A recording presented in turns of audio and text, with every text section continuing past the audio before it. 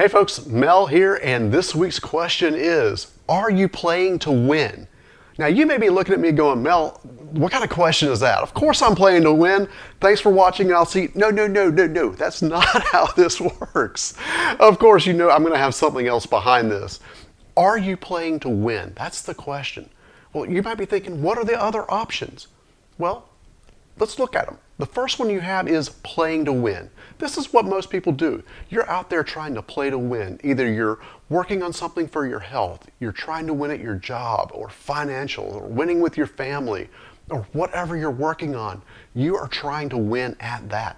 I get it. That is what most people are out there doing.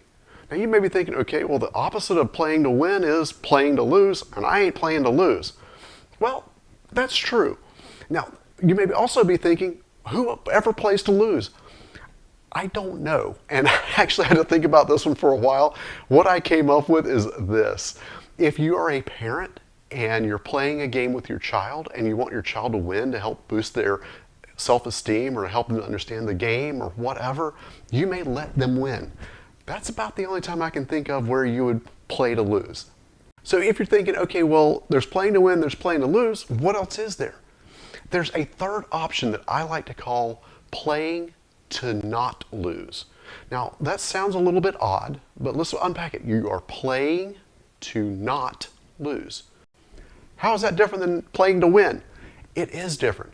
And the best example I could ever think of this, as far as an analogy, is in sports. Sometimes you'll have a team that gets a big lead, and their goal is to protect their lead. They don't want to lose, so they start pulling back a little bit, and they play more defensively, and they're not as aggressive. And what happens is the other team starts chipping away at the lead. And it's possible that that team could lose. And I actually have an example of this. A couple of years ago, my wife and I went to an ice hockey game. I love ice hockey. I fell in love with it in university and played for about 11 years as an adult. It's an awesome sport. The speed, everything is just amazing. So my wife and I went to a hockey game. Now, we live in North Carolina, which is the home area for the Carolina Hurricanes. It just so happens that the Carolina Hurricanes play in the city that I was born in. So technically, they are my home team. My wife, on the other hand, was born in California, which is on the other side of the country. For her, her local team is the San Jose Sharks because she grew up in the San Jose area. So this game, we have the Carolina Hurricanes, my home team, versus the San Jose Sharks, her hometown team. And they're playing each other. So it was a good time for us, and we really looked forward to going to the game. Now, going into the game, the Carolina Hurricanes had won about 60% of their games. They were doing really well. The San Jose Sharks, on the other hand, had only won just under 30% of their games. So Carolina had won about twice as many games as San Jose. Carolina was the clear favorite. They started playing the game, and they get late in the game. They get about 50 minutes into a 60-minute game, and the game is tied 2-2. About 9 minutes in, San Jose scores, and they go up 3-2. The next several minutes, both teams are playing hard. They're trying to win, trying to get that next goal. And about 2 minutes left in the game, the Carolina Hurricanes, playing to win, decided they were going to do something called pull their goalie. Now, if you're not familiar with ice hockey, basically what it means is there's this guy with a bunch of pads on who stands in front of the goal, and he keeps the other team from scoring. At the end of the game, or really any time during the game, but usually it's at the end of the game, if you're losing, you'll have your goalie skate off the ice, you'll get another player on that's a forward or somebody who's better at scoring, and they will try to score. Now, the catch here is that you don't have anybody sitting back at the net keeping the puck from going in.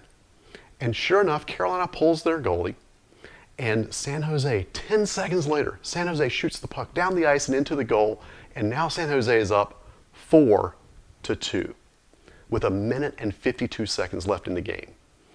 Now, if you don't know much about ice hockey, here's the thing. In the first 58 minutes of the game, Carolina had scored 2 goals. They were behind by 2 goals. The chances of them scoring 2 more goals in 1 minute and 52 seconds was really, really improbable.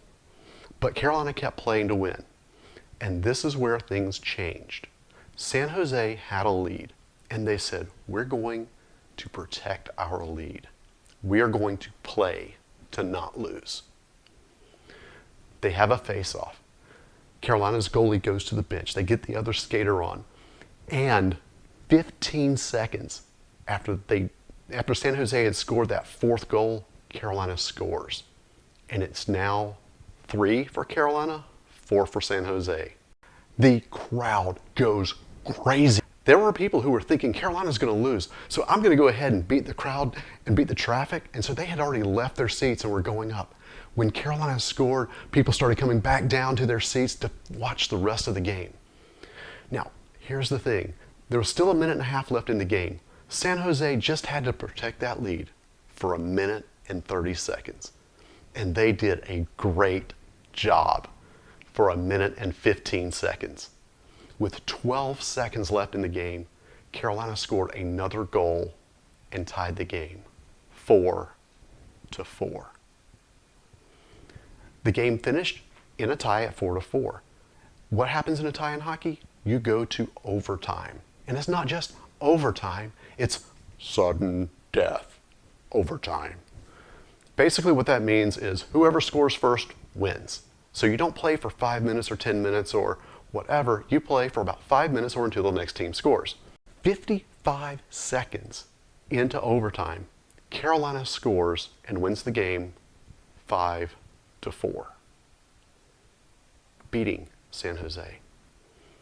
Now you can say it was because of the fans, you could say it was because they didn't give up. Part of me wonders if it was because San Jose started playing to not lose. My question for you is, where in your life are you playing to not lose? Where in your life do you need to be playing to win? Catch you in the next video.